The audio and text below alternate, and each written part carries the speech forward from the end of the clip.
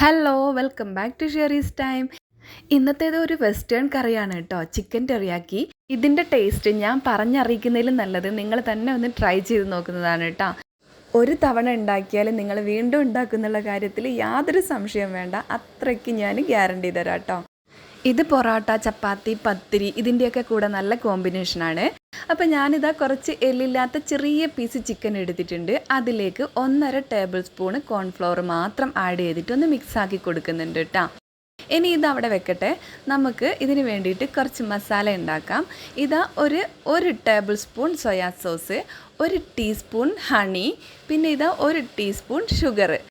ഇതിലേക്ക് നമുക്കിനി 1 teaspoon chilli ഫ്ലേക്സും കൂടെ വേണം കേട്ടോ. ചില്ലി ഫ്ലേക്സ് ഇല്ലെങ്കിൽ ഉണക്കമുളക് ഒന്ന് മിക്സ് ചെയ്ത് കറക്കിയാൽ മതി. ഇനി ഇതാ 1 ടീസ്പൂൺ വിനാഗിരിയും 2 ടേബിൾ സ്പൂൺ വെള്ളവും കൂടെ ഒഴിച്ചൊന്ന് മിക്സ് ആക്കിയിട്ടുണ്ട് കേട്ടോ.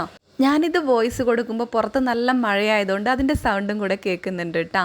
ഇതിലേക്ക് ഞാനിതാ 4-5 വെളുത്തുള്ളി ചെറിയ പീസാക്കി കട്ടാക്കിയതും ചെറിയ 2 കഷ്ണം ഇഞ്ചിയും കൂടെ ഇട്ടിട്ടുണ്ട്.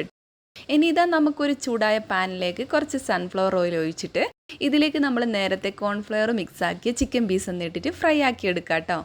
ഇതിൽ ഞാൻ ഇപ്പോൾ ഉപ്പ് ചേർത്തിട്ടില്ല, കാരണം സോയാ സോസിൽ നല്ലോണം ഉപ്പുണ്ടാവും. ഇനി നമുക്ക് ലാസ്റ്റ് വേണമെങ്കിൽ ആഡ് ചെയ്ത് കൊടുത്താൽ മതി.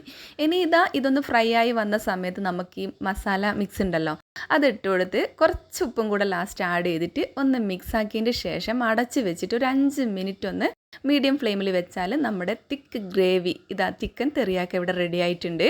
ഇനി ഇതിലേക്ക് കുറച്ച് മല്ലിച്ചപ്പും ഇട്ട് കൊടുത്തിട്ട് ഒന്ന് മിക്സ് ആക്കി എടുത്താൽ അടിപൊളി ടേസ്റ്റ് ആയിട്ടുള്ള കറി ഇവിടെ റെഡി ആയിട്ടുണ്ട് കേട്ടോ. ഇത് സിമ്പിൾ റെസിപ്പിയാണ്, കാരണം ഇതിന് ഒരുപാട് ഉള്ളിയോ തക്കാളിയോ പച്ചമുളകോ ഒന്നും കട്ടാക്കേണ്ട ആവശ്യമൊന്നുമില്ല. ചിക്കൻ പീസിലോട്ട് ഇത്രയും മസാലാസ് ചേർത്തിട്ട് ഒന്ന് കുക്കാക്കി എടുക്കേ വേണ്ടൂ. അപ്പോൾ വീഡിയോ ഇഷ്ടമായിട്ടുണ്ടെങ്കിൽ നിങ്ങൾ ലൈക്കും ഷെയറും മറക്കരുത്.